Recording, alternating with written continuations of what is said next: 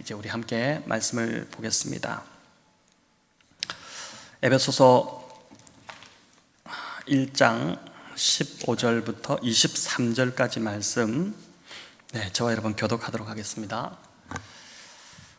에베소서 1장 15절부터 23절, 15절을 제가 먼저 읽습니다. 이로 말미암아 주 예수 안에서 너희 믿음과 모든 성도를 향한 사랑을 나도 듣고 내가 기도할 때 기억하며 너희로 말미암아 감사하기를 그치지 아니하고 우리 주 예수 그리스도의 하나님 영광의 아버지께서 지혜와 계시의 영을 너희에게 주사 하나님을 알게 하시고 너희 마음의 눈을 밝히사 그의 부르심의 소망이 무엇이며 성도 안에서 그 기업의 영광의 풍성함이 무엇이며 그의 힘의 위력으로 역사하심을 따라 믿는 우리에게 베푸신 능력의 지극히 크심이 어떠한 것을 너희로 알게 하시기를 구하노라.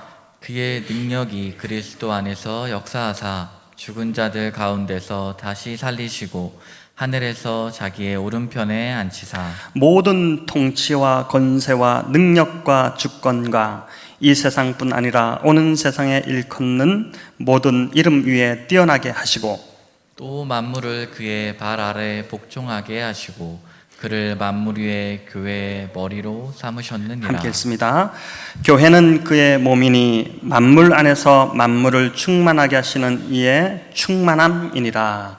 아멘. 바울의 감사와 기도라는 제목으로 오늘 본문을 함께 이제 살펴보고자 합니다. 오늘 본문은 에베소 성도들을 위해 드리는 바울의 기도입니다.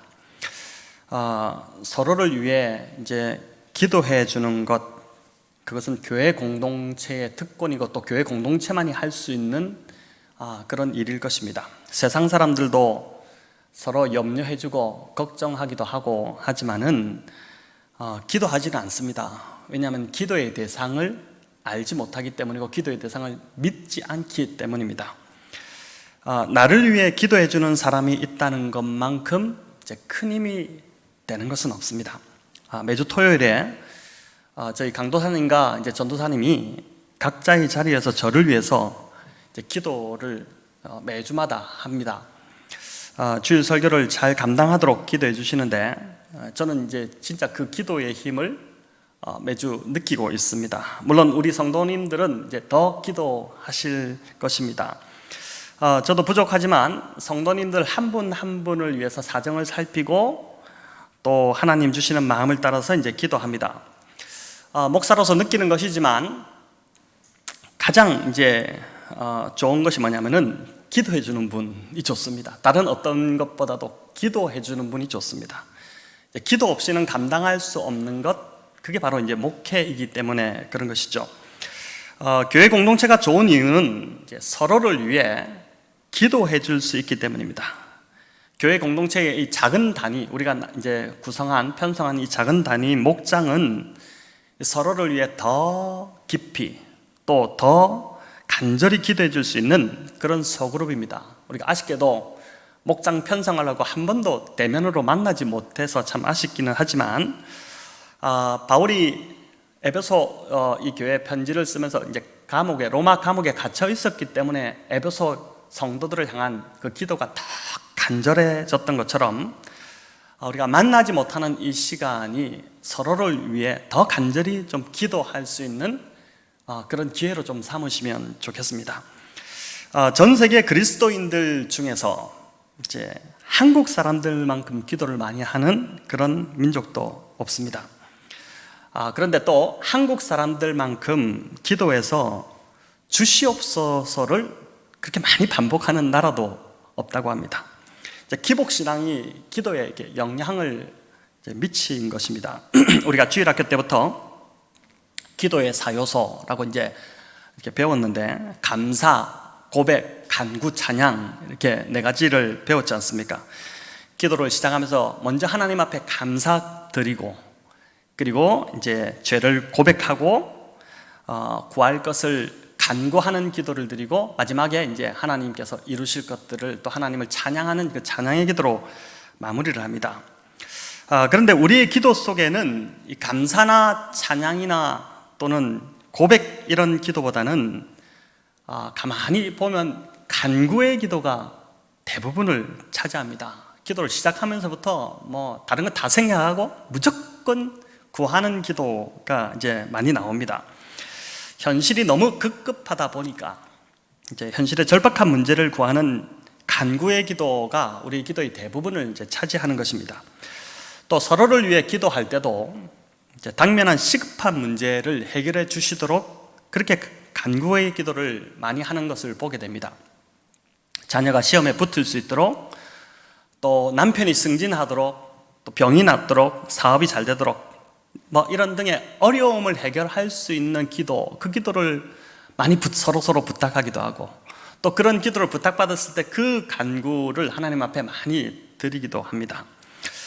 물론 하나님께서 우리의 이런 형편을 무시하지 않고 연약함을 아시는 분이십니다. 그래서 이런 어려움에서 벗어나서 또 평안한 삶, 바라는 것이 이루어지는 삶, 형통한 삶을 우리가 살아가기를 누구보다 더 원하시는 분이 우리 하나님 아버지이십니다. 그렇지만은 하나님은 우리가 이런 현실 문제에만 매여서 현실 문제로만 기도하는 것을 이제 원치 않으시는 것이죠. 우리의 기도의 지평이, 기도라는 그 기도의 세계가 훨씬 더 풍성하고 참 놀라운데 너무 얕은 그 바닥에서만 우리가 이제 그냥 머물고 있는 그 자체를 참 안타까워하시면서 우리의 기도의 지평이 좀 넓어지기를 원하시는 것이죠. 자, 그럼 어떻게 기도해야, 이제 기도를 그렇게 하고 싶은데 어떻게 해야 하나님이 기뻐하시는 기도를 할 수 있을까? 오늘 본문에 이 에베소 성도들을 향한 이 바울의 기도는 우리가 서로를 위해 기도를 해줘야 되는데 어떻게 서로를 위해 기도해야 될지 그 기도의 내용을 참 잘 알려주는 본문이라고 할 수 있습니다. 먼저 바울은 보니까 감사로 에베소 성도들을 위한 기도의 포문을 열고 있습니다. 15절, 16절 같이 읽겠습니다. 이로 말미암아 주 예수 안에서 너희 믿음과 모든 성도를 향한 사랑을 나도 듣고 내가 기도할 때에 기억하며 너희로 말미암아 감사하기를 그치지 아니하고, 여기 너희로 말미암아 감사하기를 그치지 아니하고 이렇게 합니다. 바울이 지금 에베소 성도들을 위해서 기도하려고 딱 기도를 시작하다 보니까 이 에베소 성도들을 생각하니까 너무 감사한 것입니다. 지난주도 말씀드렸지만 이 에베소는 지리적 위치 때문에 교역의 중심이었죠. 그 항구 도시였는데 그러다 보니 자연스럽게 이 항구에 매춘이 성행했고, 또 교역에 종사하는 이 상인들, 교역에 이제 업을 갖고 있는 이 상인들은 바다 항해가 늘 불안했기 때문에 운명을 점치는 점쟁이들, 또 점성술, 마술가 이런 사람들에게 의지하면서 이런 업들이 이제 즐비했습니다. 또 에베소는 아데미 여신을 섬기는 그 본거지였죠. 이제 그리스도의 파르테논 신전보다 4배나 더 큰 그 대단한 규모의 아데미 여신상이 에베소에 있었고, 이 아데미 여신은 이제 모든 악기로부터 지켜주는 신들 중에 신이다, 이렇게 이제 추앙을 받고 있었습니다. 영적으로 굉장히 어두운 이 도시에 바울이 3년간 불안노 소원에서 복음을 가르쳤는데, 그 복음을 듣고 교회가 세워졌는데 자신이 급하게 이 에베소를 바울이 사도행전을 보면 떠나오지 않습니까? 그럼에도 불구하고 성도들이 흔들리지 않고 믿음이 더 굳건해지고 있고 하나님을 굳건히 믿고 있고, 또 성도 서로 간에도 교제가 더 사랑의 교제가 풍성하다는 이 소식이 들리니까 감사하지 않을 수 없었던 것입니다. 저도 어제 말씀을 준비하면서 이제 우리 성도님들 한 분 한 분을 좀 이렇게 생각해 보니까 정말 하나님 앞에 감사가 나왔습니다. 요즘 교회를 개척한다는 것, 참 이것은 거의 불가능한 일이다, 이렇게 말을 이야기하고, 교회를 개척하더라도 교회가 세워질 수 있는 그 확률이 너무 부족하다, 이렇게 이야기하는데 정말 그 믿음이 보석 같은 성도님들 한 분 한 분들을 부르셔서 하나님께서 교회를 이루셨구나 하는 이 생각에 어떻게 이런 은혜가 있을까, 이런 참 감사가 들었습니다. 또 성도님들 안에 하나님을 향한 이 믿음뿐만 아니라 서로를 향한 따뜻한 사랑이 이제 생겨나고 있음에 참 감사했습니다. 어려움을 당한 성도가 있을 때 한 마음으로 위로하고 아파해주고, 또 기쁜 일이 있을 때 내 일처럼 함께 기뻐하고 축하해주고, 또 보니까 좋은 것이 있으면은 어떻게 하든가 좀 챙겨주고 싶고 나누고 싶어하는 이런 이제 사랑이 지금 우리 교회 성도님들 안에서 서로 이렇게 싹트고 있어서 참 감사했습니다. 코로나로 비록 우리가 만나고 있지는 못하지만 이제 서로를 생각하면 이런 감사가 있을 것이고, 또 따뜻한 사랑이 아마 느껴지실 것입니다. 무엇보다 바울이 이 에베소 성도들의 믿음과 사랑 때문에, 이 두 단어에 좀 집중하셔야 되는데, 믿음과 사랑 때문에 감사했다는 것을 여러분 기억해야 합니다. 그들이 물질적 복을 받았기 때문에, 또 땅에서 잘 되기 때문에 감사한 것이 아니라 하나님에 대한 그 믿음, 또 서로를 향한 사랑, 이 두 가지가 점점 더 영적으로 자라가고 있는 그 모습 때문에 바울이 지금 감사하고 있는 것이죠.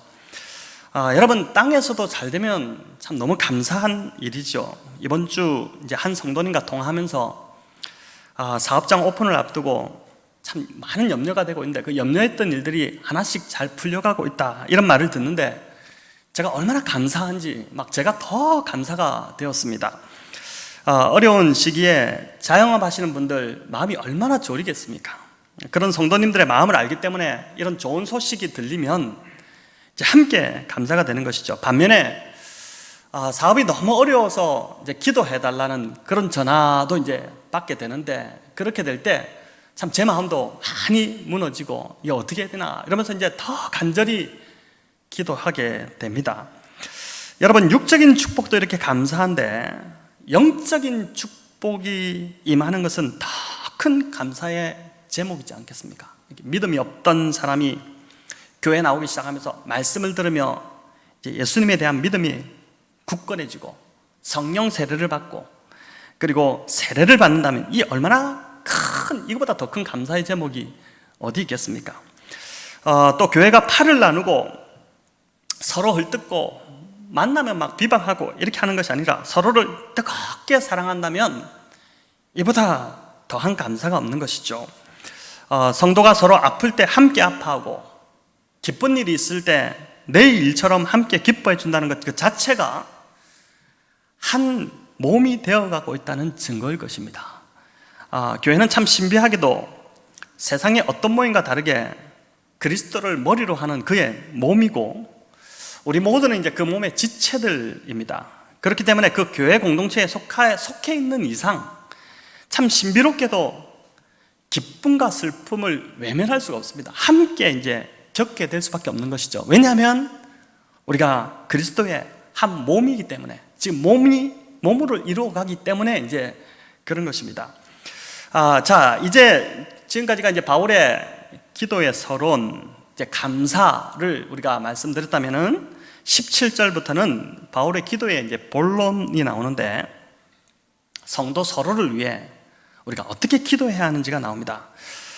쉽게 말하면, 한마디로 말하면 이제 18절에 나오는 이 구절인데, 성도들의 마음의 눈을 밝혀주셔서, 이제 이 기도라고 할 수 있습니다. 여러분, 이 눈은 이제 시력이 좋다고 보이는 것도 아닙니다.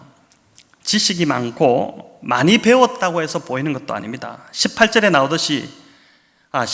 나오듯이 지혜와 계시의 성령이 임해야지만이 보이는 것이죠. 그러니까 눈이 멀쩡하다고 해서 보이는 것이 아니라 성령으로 거듭난 자만이 볼 수 있는 눈인 것입니다. 우리가 잘 아는 헬렌 켈러 여사, 참 이분만큼 세상적으로 볼 때 모든 불행의 조건을 다 가지고 있었던 분도 없지 않습니까?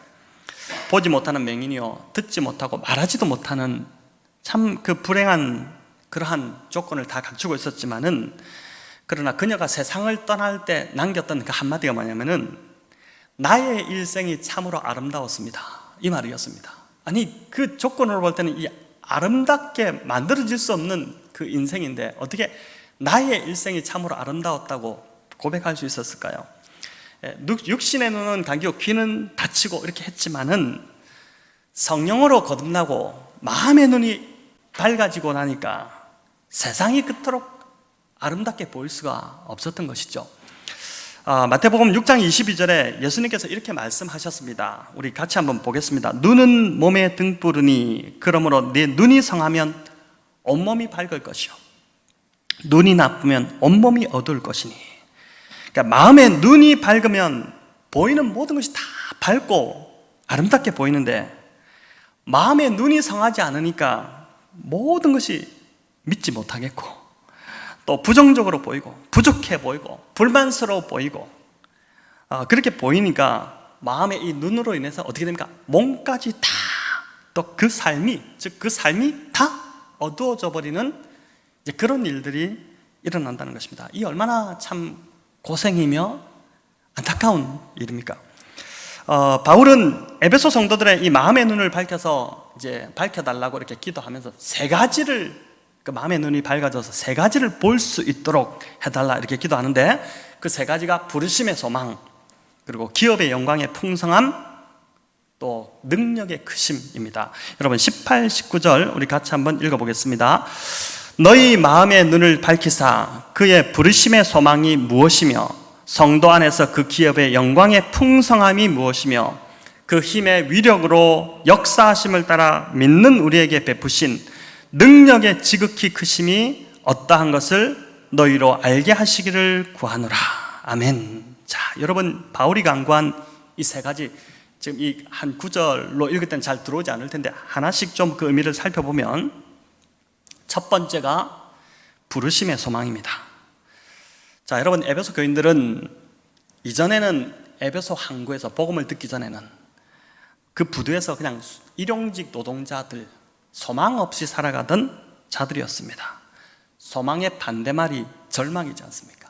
삶이 굉장히 절망적이었던 자들이었죠.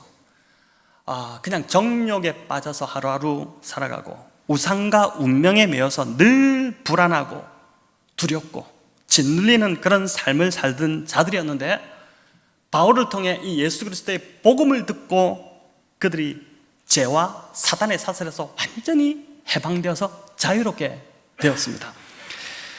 죄의 종로로 타던 자들을 하나님께서 이제 자녀 삼아 주셨고, 거룩하고 흠이 없는 자로 이제 그 삶을 복음으로 보여주니까, 그렇게 다듬어 하시는 성령을 주셨다고 하니까 이 얼마나 참 삶에 놀라운 변화가 찾아온 것입니까? 성령님이, 우리가 지난주에도 얘기했지만 우리를 하나님 자녀로 인을 도장을 찍어버리셨고 또 보증까지 서셨는데, 마지막 날 주님 앞에 서는 그날까지 책임지시고 우리를 인도해 가신다는 것이죠. 또 우리 안에 그 하나님의 성품, 예수 그리스도의 성품, 성령의 열매가 맺히도록 그렇게 이끌어 가신다는 것입니다. 오늘날도 보니까 예수님을 믿고 소망을 발견하는 이 부르심의 역사 계속해서 이제 일어나고 있습니다. 좋은 직장, 높은 자리 그렇게 있지만은 행복하지 않고 삶이 늘 불행하게 느껴지고, 왜 그 일을 하는지 모르던 그런 사람이 어느 날 복음을 듣고 예수님을 만나면서 그 자리에 있어야 할 이유와 소망을 발견하게 됩니다. 똑같은 직장, 똑같은 일이지만 완전히 이제 새로운 삶을 살기 시작합니다. 지겹고 하기 싫던 일들이 너무 재밌고 보람되고, 또 그전에는 그렇게 꼴보기 싫던 직장 동료와 상사들이 이제는 복음을 전해야 될 참 불쌍한 영혼으로 보이기 시작하는 것이죠. 내가 만난 예수님, 내가 예수님 만나기 전에는 나도 이렇게 힘들었는데 내가 예수님 만나고 나니까 내 삶이 이렇게 바뀌게 되는데, 그래서 저 사람도 좀 저렇게 절망 가운데 살아가는 것이 아니라 예수님 만나서 소망을 붙들도록 해야겠다 하는 이런 소망이 이제 생겨나게 되는 것입니다. 이것이 바로 예수님을 만난 자들, 예수님의 부르심을 받은 자들 안에 생겨나는 그러한 부르심의 소망인 것이죠. 1세기 로마 시대 때, 로마가 통치할 그 당시에 어느 계층보다도 계층이 나눠져 있었지 않습니까? 귀족층이 있고 또 평민층이 있고 노예층이 있었는데, 어느 계층보다도 많은 인구가 바로 노예 계층이었다고 합니다. 그런데 이 1세기에 이 노예들이 교회 안으로 이렇게 복음을 듣고 들어오기 시작했습니다. 당시 노예는 소나 돼지보다도 못한 그런 참 취급을 받던 자들이었는데, 이들이 복음을 듣고 나니까 삶의 소망이 이제 붙잡게 되는 것이죠. 삶의 소망을 발견한 것이죠. 여전히 그들은 신분이 바뀌지 않는 노예였지만 이전과 완전히 다른 삶이 펼쳐지기 시작한 것입니다. 생기 있고 겸손하기 시작하고 성령이 자기 안에서 역사하시면서 성령이 거주하시니까 성령의 열매가 맺히기 시작하니까 학대받아도 참고 온유하고 기쁨이 넘치기 시작하니까 이들의 변화를 보고 결국 로마의 기득권층에 있던 자들이 복음을 받아들이게 된 것이죠. 거대한 로마 제국 그 자체가 이 그리스도인들로 인해서 완전히 변화가 일어나게 된 것입니다. 로마는 그동안 사회를 변화시키고 개혁하는 것은 오로지 힘과 권력에 의해서만 가능하다, 그것을 추구해 왔는데 보니까 그것이 아니라 진짜 변화는 복음으로 바뀐 자들의 그 삶, 그 모습에서 이런 변화가 일어나게 된 것이 바로 이제 1세기, 2세기 때 보여준 로마의 그 모습이었지 않습니까? 코로나로 인해 여러 상황이 많이 절망적일 수 있습니다.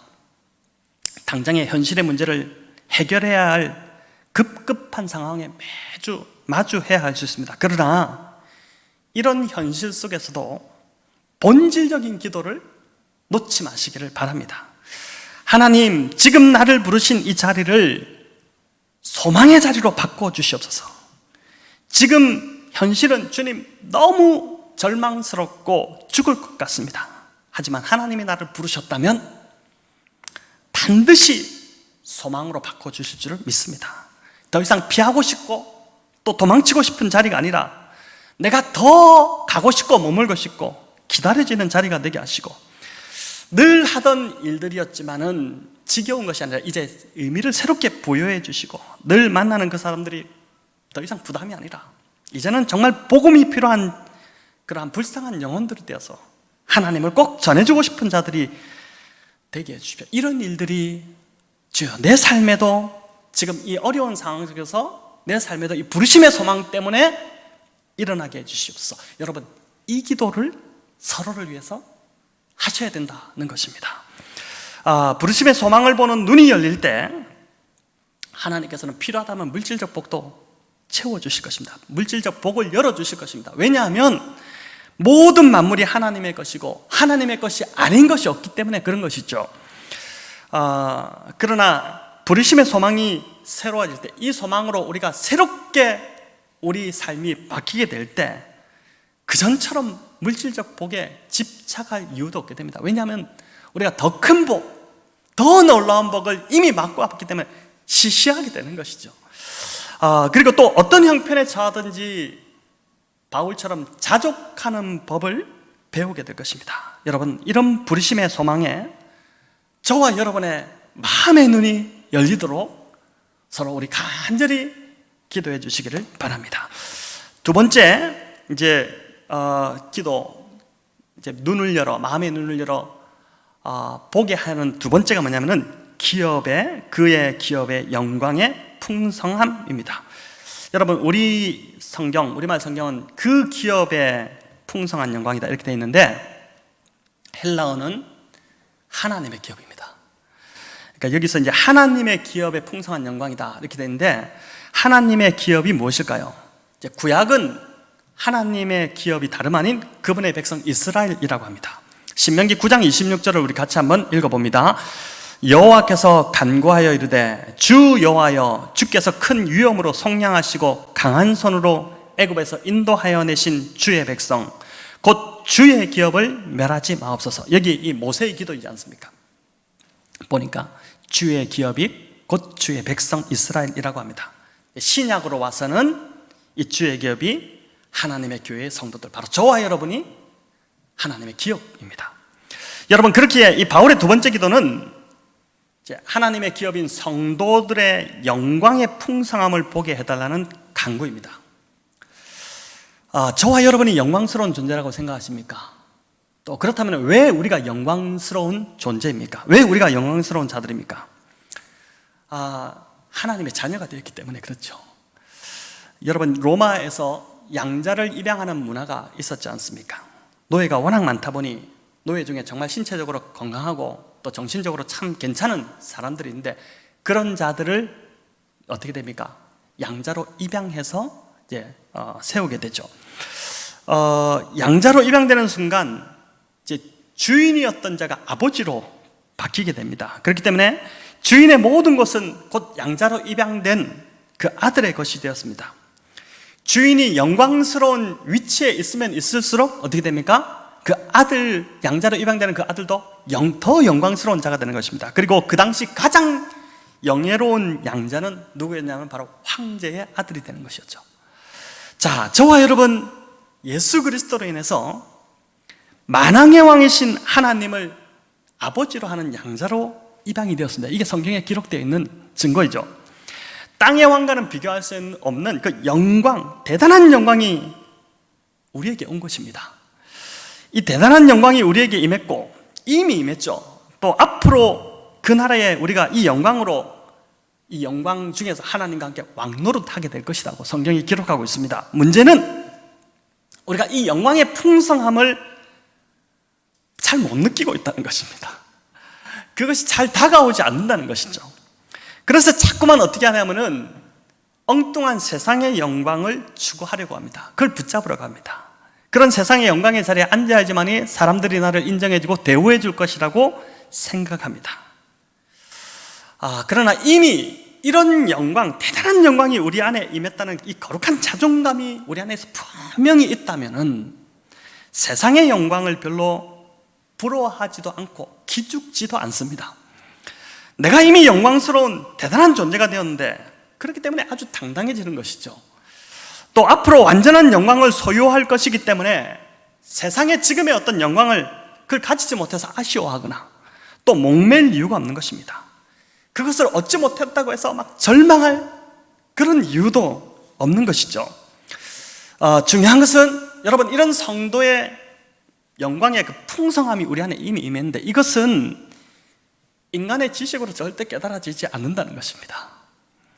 성령이 주시는 지혜와 계시가 우리 안에 임해야 됩니다. 이것도 한 번 임하는 것이 아니라 계속해서 성령의 지혜와 계시가 우리 안에 임함으로 우리의 마음의 눈을 밝혀주셔서 이미 우리 안에 성도, 하나님의 기업인 성도인 우리 안에 이런 놀라운 영광이 임해 있다는 것, 그것에 눈이 떠져야 하는 것입니다. 여러분, 이를 위해서 서로 기도하라는 것입니다.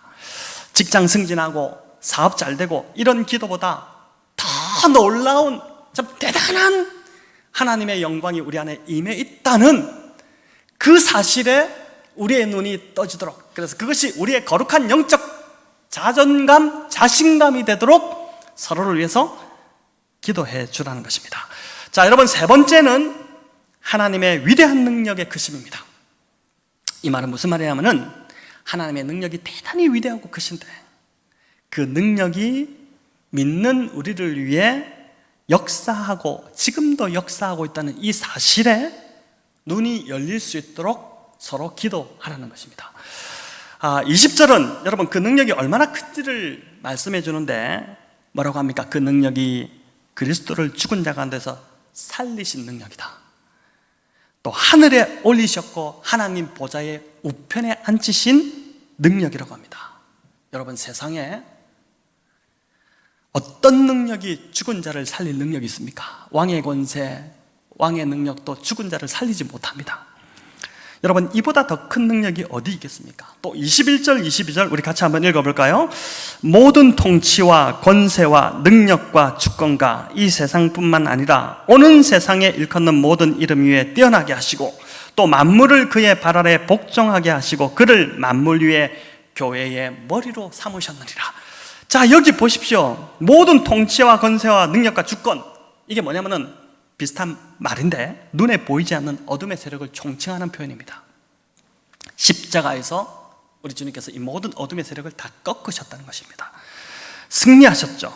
그래서 우리가 그리스도 예수 안에 있는 이상 사단은 우리에게 어떠한 영향력도 능력도 행사할 수 없습니다. 또 여기 보니까 이 세상뿐만 아니라 오는 세상에, 이 말은 지금도 만물이 예수님의 발 아래 무릎 꿇고 있듯이 앞으로 우리가 들어가게 될 영원한 천국에서도 누가 그 나라를 다스리냐? 예수 그리스도가 통치하신다. 그분의 발 아래 무릎을 다 꿇게 된다. 그 말씀을, 그분이 만물의 머리가 되신다는 것을 말씀합니다. 여러분, 제자들과 바울은 이 능력이 얼마나 큰지를 알았습니다. 그렇기 때문에 왕들과 권세자들 앞에서도 떨지 않고 담대히 복음을 전했던 것이죠.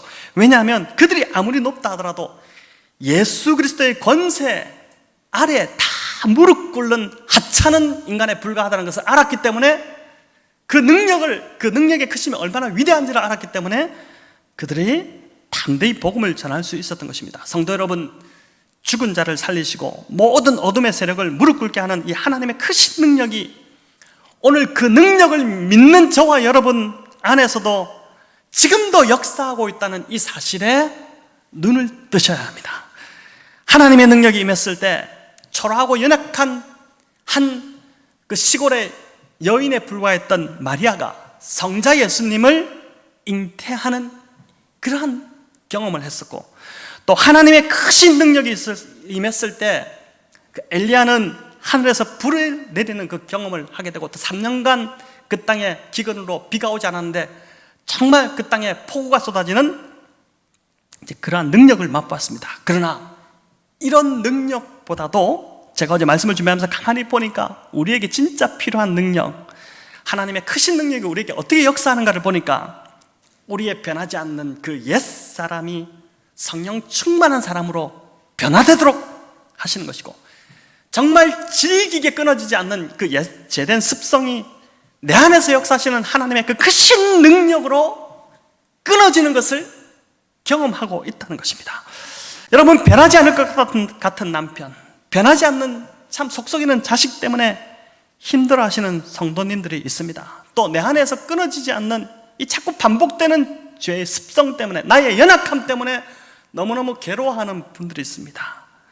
그러나 죽은 자를 살리시고 어둠의 모든 정사와 권세와 이 능력들을 다 무릎 꿇게 하시는 하나님의 크신 능력이 저와 여러분 안에서 계속해서 역사하고 계시고, 그 능력이 역사하는 이상 우리 안에 이런 변화를 반드시 가져오게 될 거라는 그 믿음에 저와 여러분의 마음의 눈이 떠지도록 서로 기도해야 한다는 것입니다. 23절은 참 놀랍게도, 참 여러분, 이 23절이 저도 어제 보면 야 진짜 그렇구나, 이 참 놀라운 말씀이다 이렇게 봤는데, 23절은 놀랍게도 이 모든 것이 교회를 통해서 일하신다는 것을 보여줍니다. 여러분, 메시지 성경이 이 23절의 의미를 참 너무 선명하게 잘 밝혀주어서 제가 메시지 성경으로 한번 읽어보려고 하는데, 한번 같이 읽겠습니다. 여러분도 알다시피 교회는 세상의 변두리가 아니라 세상의 중심입니다. 교회는 그리스도의 몸입니다. 그분은 교회 안에서 말씀하시고 활동하시며 교회를 통해 만물을 자신의 임재로 가득 채우십니다. 자, 여러분, 이 말씀이 참 놀랍지 않습니까? 당시 로마의 거대한 권력 구조, 그 사회 속에서 1세기 교회는 정말 보이지 않는 아주 미미한 집단에 불과했습니다. 하루하루 핍박을 견뎌내기도 벅찬 그런 삶을 살던 공동체였습니다. 그런데 지금 바울은 그 1세기 교회들을 향해서 교회가 세상의 변두리가 아니라 세상의 중심이라고 선포합니다. 그리스도께서 하나님의 말씀이 어디에서 역사하느냐, 어디에서 지금 일하고 계시느냐, 세상의 왕궁이나 또 뭐 대단한 대학이나 이런 데서가 아니라 교회 안에서 그리스도께서 말씀하시고 활동하시며 만물을 자신의 임재로 가득 채우고 계시다, 지금 그 말씀을 하는 것이죠. 여러분, 이 말씀 그대로 진짜 말씀을 믿고 말씀대로 순종했던 미미한 아주 보잘것없던 집단이었던 그 교회가, 1세기 교회가 로마의 거대한 그 로마 제국의 중심으로 들어오기 시작합니다. 완전히 부패했던 로마, 그 로마를 거룩하게 만들어내는, 복음으로 변화시키는, 복음으로 뒤집는 그 일이 바로 교회를 통해서 일어났던 것이죠. 여러분, 오늘날 교회는 정말 부끄럽기 짝이 없는 것처럼 보입니다. 이래서 교회가 뭘 하겠나, 교회가 세상에 지금 지탄을 받고 있는 이 상황에서 우리가 무엇을 할 수 있겠나라는 한탄이 드는데, 여러분, 그러나 이 우리 주님께서, 이 에베소서에 나오는데 우리 주님께서 이 교회를 절대 포기하지 않으실 거라고 확신을 주십니다. 우리가 5장에서 살펴보겠지만 5장에 보면 주님은 거룩하지 않고 흠이 많고 깨끗하지 않고 주름이 잡힌 이 교회를 반드시 영광스러운 교회로 세워가실 것이라고 말씀합니다. 이런 주님의 열심이 있는 한, 지금의 우리 현실을 볼 때는 너무 이게 지금 아무것도 안 될 것 같은 참 절망적인 그런 우리의 실존이지만은, 그러나 이런 주님의 열심이 교회를 포기하지 않는 이상, 여러분, 교회는 여전히 세상의 소망이 될 수 있고, 그리고 세상의 변두리가 아닌 중심이 될 것입니다. 왜냐하면 여기 말씀하듯이 소망 없이 살아가는 이 세상 사람들, 복음이 없으면 다 소망이 없지 않습니까? 그 사람들이 소망의 말씀, 구원의 복음을 들을 수 있는 유일한 곳이 바로 교회이기 때문에 그렇습니다. 오늘도 그리스도께서 여전히 그의 몸인 교회를 통해서 말씀하시고 활동하시며 만물을 변화시키는 그 일들을 해가고 계십니다. 그래서 교회가 유일한 희망이고 소망이 되는 것입니다. 성도 여러분, 이제 우리가 어떤 기도를 해야 할지 아시겠죠? 우리의 필요를 당연히 구해야 합니다. 주님도 일용할 양식을 구하라고 그렇게 말씀하셨지 않습니까? 그러나 그 기도에만 머물러서는 안 된다는 것입니다. 우리의 마음의 눈을 밝혀, 우리의 마음을 눈을 밝혀달라고 서로를 위해 간절히 기도하시기 바랍니다. 그래서 지혜와 계시의 성령님이 우리의 마음의 눈을 밝혀서 우리의 부르심의 소망을 볼 수 있도록, 그래서 더 이상 절망이 아닌 살아갈 소망이 없는 자들이 그 소망을 발견할 수 있도록, 그래서 삶이 완전히 새롭게 될 수 있도록 기도해야 하는 것이고, 또 두 번째로 성도의 그 영광의 풍성함을 볼 수 있도록, 하나님의 양자된 우리에게 이미 이 대단히 놀라운 영광이 임했다는 것을, 그것을 깊이 인식할 수 있는 그 눈이 열리도록 우리가 기도해야 된다는 것이고, 세 번째, 하나님의 크고 위대한 능력이 오늘도 여전히 믿는 자 안에서 역사하고 있다는 그 사실에, 그래서 그 능력이 우리를 계속해서 변화시켜 나가도록, 또 우리의 가족들을, 우리 교회 성도들을 변화시켜 나가도록 여러분 그렇게 서로를 위해서 기도하라는 것입니다. 자, 오늘 이 말씀 참 어떻게 보면 깊이 있는 말씀인데, 여러분 이렇게 우리의 마음의 눈이 열리도록 간절히 서로를 위해서 기도하시는 우리 백원영동교회 성도님들 다 되시기를 주님의 이름으로 축원합니다.